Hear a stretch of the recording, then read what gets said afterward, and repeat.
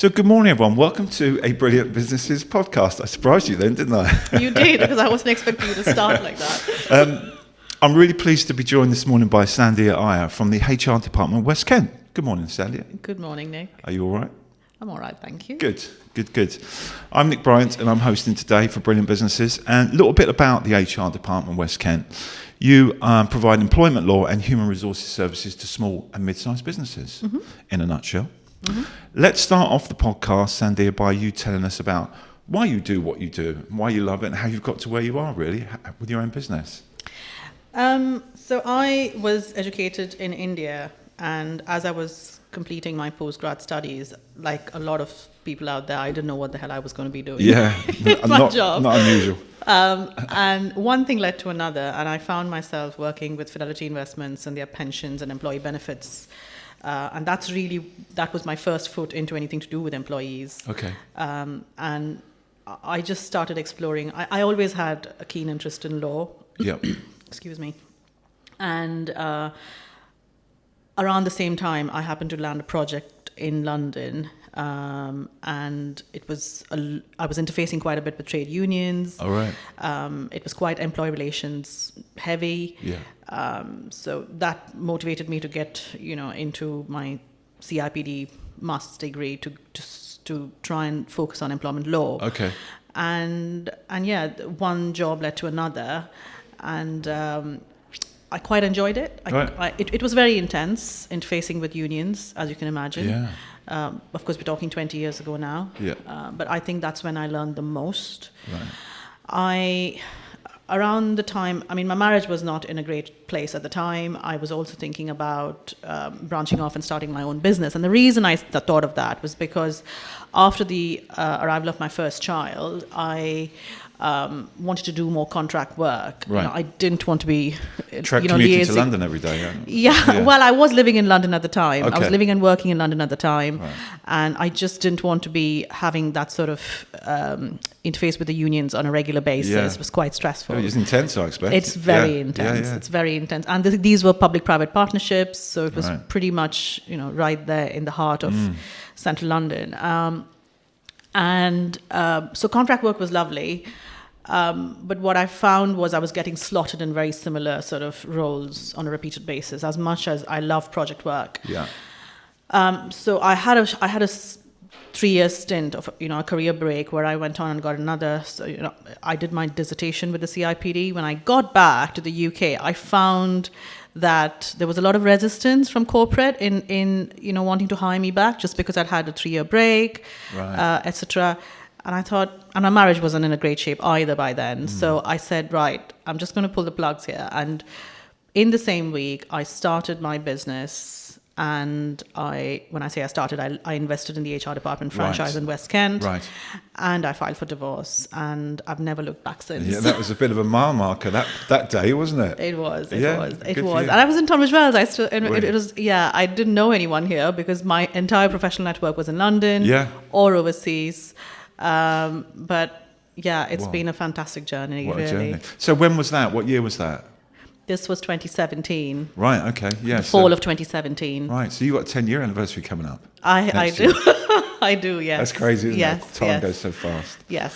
And you obviously enjoy what you do. I can tell by your face and when you're talking about it. But what is the thing that you enjoy about it the most? What really makes you get up in the morning for it? I think it's a combination of things. One, it's not an easy job, and not everybody loves doing it. But I think when you go in there it's a combination of being a mediator, yes, problem solver, a good listener.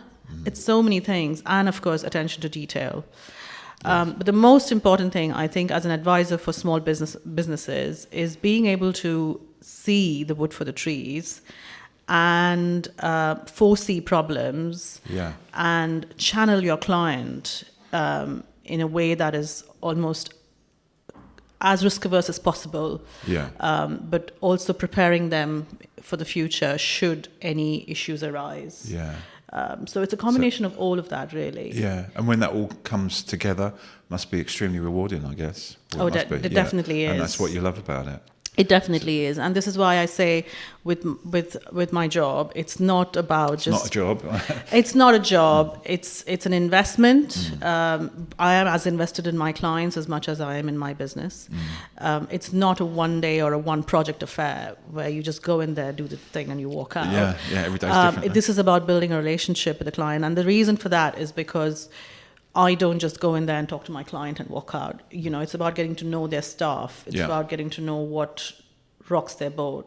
What is the risk appetite for the business. Some businesses are extremely regulated, and what is a complete no-no for them would be slightly tolerable for any other business that's not as regulated. Yeah, right. So it all depends on not just the sector in which they're operating, but also the business owner themselves, the staff they employ, and what really is the culture and the pulse of the business. Yeah. So in order to understand all of that and bring it together in the solutions that I provide for my client, it's not going to be achievable in one day or one project. That's just the start of the process. You've got to really learn that business, haven't you? Learn their Exactly. their people and how they react to things or not react. Yes. So you must have some sort of examples of when that's been really rewarding for you and where they've really gained. Yes, I think a couple of examples come to mind, but I can talk about one or two of them. One is quite recent, one goes back to the pandemic, but both of them have been long-term clients. And as I said, I do try and get to know staff, because it's a well-known fact that HR people are not liked, really, because we're like family lawyers. We're either loved or hated. That email comes through from the HR department. Oh my God. So I couldn't do my job if I didn't win the trust of employees. And these are small, cohesive teams, people who live and work in the community. So it's really important that, they know me and I know them. So one such case happened where this individual was asked to go and work out of an alternate branch. Right. And he happens to be deaf. And his employer rang me saying, I'm quite fed up of asking him to go and work in another branch. He won't do it.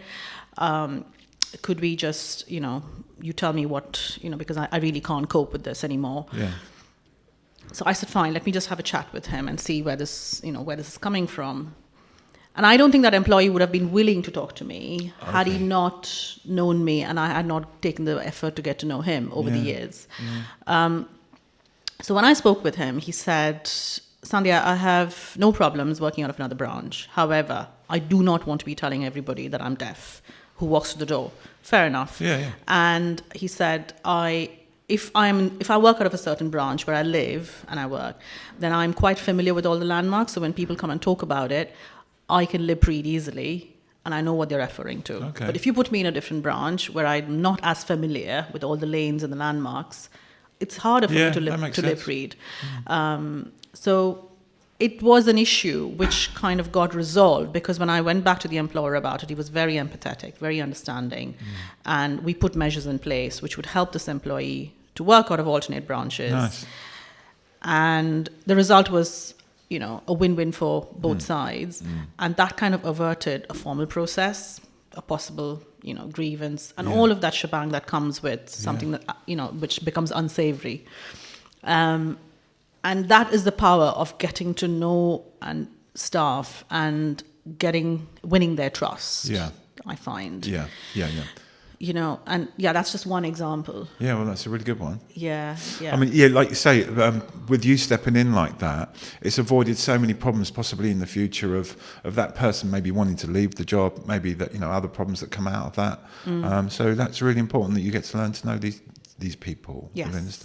How long does it take how long was that relationship? Have you been working with that firm for 2 years, a year, or? Yeah, I mean, some of these businesses have been with me for as long as my business has been going now. Nearly 10 years. But I would say at the end of a couple of years, staff know me as much as I know them, because the minute I take on a client, I always go and visit them. Yeah.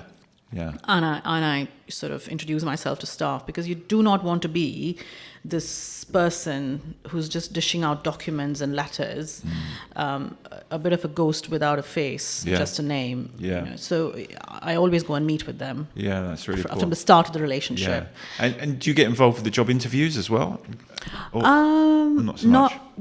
because most of our clients are small businesses, I believe in I believe in building resilience long term. And recruitment is such a, it's not just expensive, but it's a huge investment for a small business.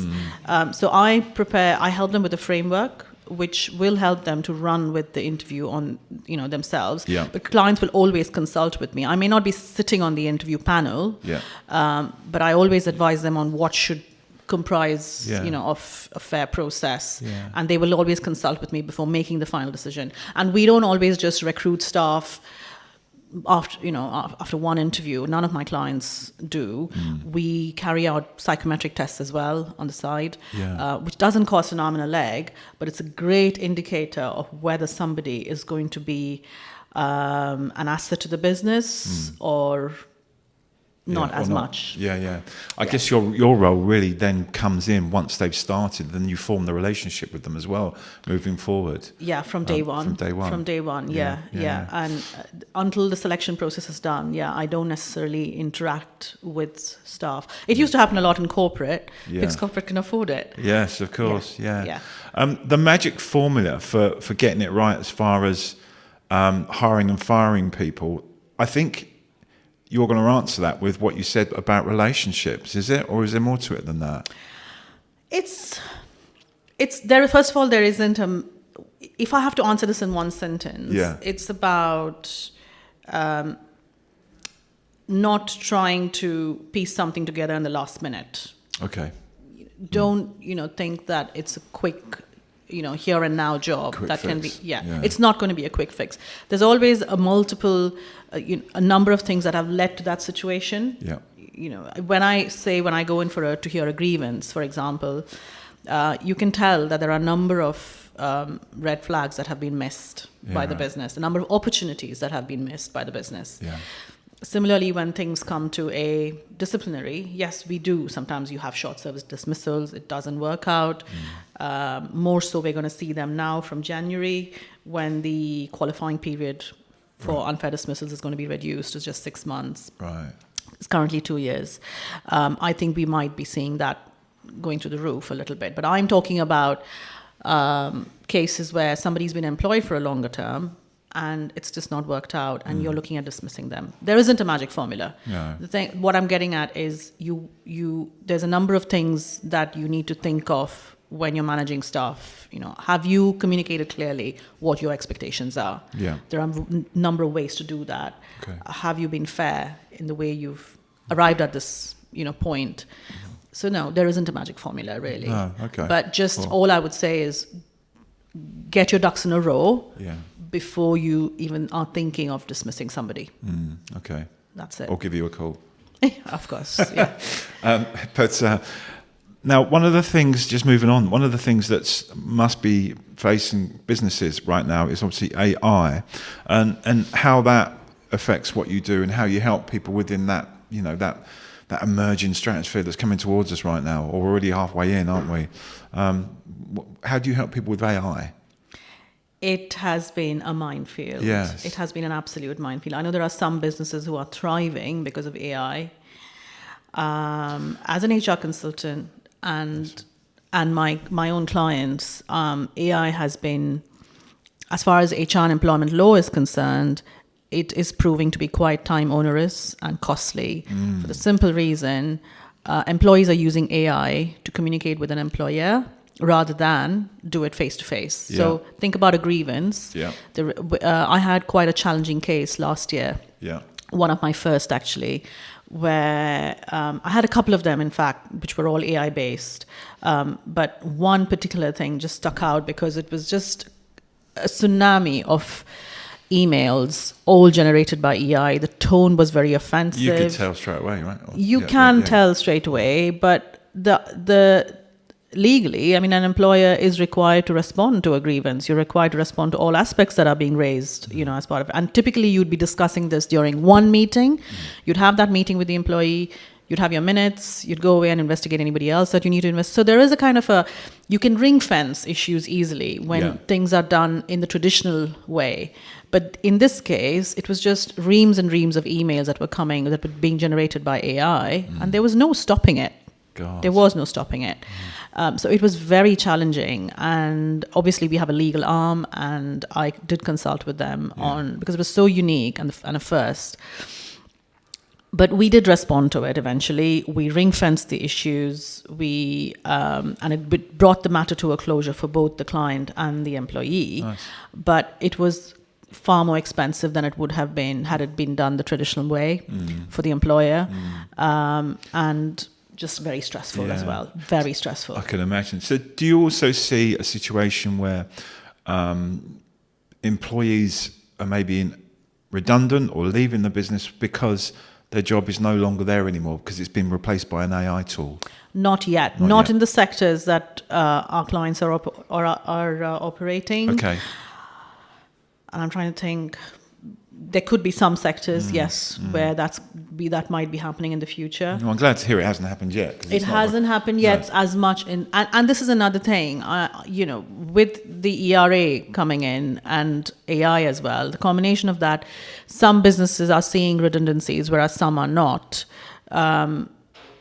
So I don't think AI is a sole factor that's driving redundancies at the moment. Good. It really depends on which sector you're operating in. Yeah. And what's it like for you out there at the moment? It's a tough world right now. A lot of businesses are struggling. Are you faced with some businesses that are struggling within your portfolio and yourself as well? Yeah, I mean, I think the struggle has really not ceased, Nick, since the pandemic. I mean, it was just been one thing after the other, isn't it? After the one wave after another. It's just been incessant. It is, clients obviously are pulling back on, on a lot of things. But I think it's a bit like, I was saying to you earlier, we are in it for the long haul. And clients who have seen the value that we bring to the table, the bottom line, the difference that we've made to the bottom line, they are definitely sticking with us and taking our advice and working with us. Great. And of course, not to mention that, there is that protection element that we offer as well. Yeah. Should they get sued, they know that because they've been a long-standing client, they've taken our advice, the cover is there. Yeah. So overall, the business is protected. Okay. They don't see it as a cost, they see it as an investment. Yeah, good. But that, again, I could not have achieved if it was this client had just worked with me for 2 or 3 months. Yeah, you need that relationship. Yes. Yeah, and the work that we've done. So, for example, you look at, I know people are panicking about, first day of sickness, you're starting to pay, that's putting my costs up. I need to start paying SSP from the first day of sickness. This is due to the Employment Rights The Rights Act that has changed, because earlier, at least the first 3 days, you did not have to pay. That's it, now you have to pay from the first day, which for a lot of clients, I mean, you're talking labor, your staff costs are about 70-80%, if not more, of your, and that's putting more pressure on their costs. But what our clients have learned over a period of time is it's not just, your costs are not just determined by what you pay in terms of sick pay. It's also determined by how effectively you manage your sickness. Yeah, okay. And that again is an investment of time, because if it's not working out and something's not right, eventually that relationship can come to an end. It's not going to be this drip that you have to. But we do have some cases we will see where somebody's left someone on long-term sickness for a couple of years and then will then ring me, not a retained client, but a project-based client who will ring me and say, we just want this person gone. And when you look at what they've done for 2 years, there's barely anything. Yeah. So nothing comes from nothing is what I always say. You've got to put in the legwork and the effort from day one. Yeah. When it comes to people matters. Yeah, and then hopefully you won't be faced with these sick problems. Even if you are, you're prepared. Yes. But I mean, people are going to fall ill. Or you're going to have the odd member of staff who is going to take advantage of your policies and the law. Yeah. That's 1% of your staff who will do that. So it's important to be prepared and know what you want to do at the time. Yeah, I understand. Do you Seven Oaks Chamber of Commerce? Yes. You used to be on the board for them? I used to be on the board between 2020 and 2023. But you're every meeting that I go to, pretty much, and you often do talks at the meetings, don't you, Yes. Linda? Tell us a bit about why you do that. Right. So, going back to the start of my story, where I said I moved to Tunbridge Wells from Asia after a 3-year stint, and before that I'd lived and worked in London. I mean, so I started the business in 2017, the fall of 2017, and I joined the Chamber of Commerce in early 2018. Okay. And today, the relationships that I have, business, personal, social, everything has been through the Chamber of Commerce. Yeah. And all I've done is just shown up regularly, spoken to people, built that relationship, much like I built with my clients. Yeah. And the one thing I did do with the chamber was, it was then Julie Phillips was the CEO. Yes. I don't know whether you remember I do her. remember Lovely Julie, lady. Yeah. And she was very encouraging in terms of, any member who wanted to come and sort of deliver services. The chamber, again, was very tight on budget. Yeah. So if you were willing to give up your time for free, pro bono, and you could just kind of give some advice for the benefit of members, they were very happy about, to do that. And that's something I did. Right. I did run free workshops for the chamber. I enjoyed it. It started off, conversations. Yeah. But yeah, one thing led to another, and eventually I was asked if I would be interested, to serve on the board. I did go through an interview. And I found I was there during the pandemic, and what I found during the pandemic, which I'm sure a lot of HR professionals and employment lawyers also experienced, is it was the constant drip guidance from the government that was just, I felt like I was the pig in the middle. Yeah. Because when you're advising clients and you don't know, which way this guidance is going to turn, or whether this is going to be okay 2 months down the line, there was a need for professional support. And yes, like one of my employment lawyer friends will always say, we've always got our boxing gloves on, between HR and employment lawyers. But this was a great opportunity to come around the table and talk about these difficulties that we were all faced with. Yeah. And see how we could help our clients. And that's how the HR and Employment Law Roundtable took shape during the pandemic. So I was happy to lead it, to run it. And again, it was me giving up my time for the chamber, which they were, they're obviously welcoming off. Yeah, absolutely, yeah.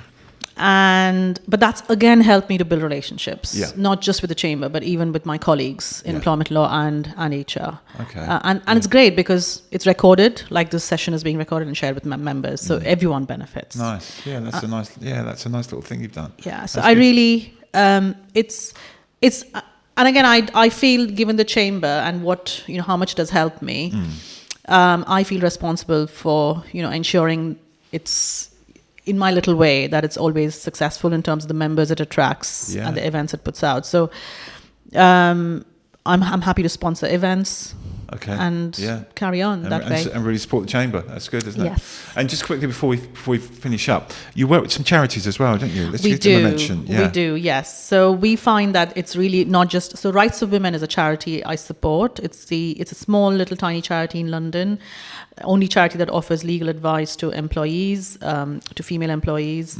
And actually we ended up helping really quickly. We ended up helping one of our staff members during the pandemic who disclosed domestic abuse. But this was when, everybody had to work out of their little bubbles. Yeah. But we permitted her to work regularly from the office. And during that time, she managed to plan her exit and get to a safe spot and retain her job. Amazing. And we could not have done that without their support. So Rights of Women is very instrumental. Yeah. Obviously we don't have enough time, but they are also instrumental in pushing for important laws when it comes to prevention of sexual harassment in the workplace. Yeah. So they are very instrumental in campaigning for women's rights. Excellent. Both in the workplace, in criminal law and employment law. Right, that's a really important charity for you to be involved in. If anyone wants any HR help, they just get in touch with you for your website? Yes, my website or LinkedIn. I'm quite active on LinkedIn. Okay.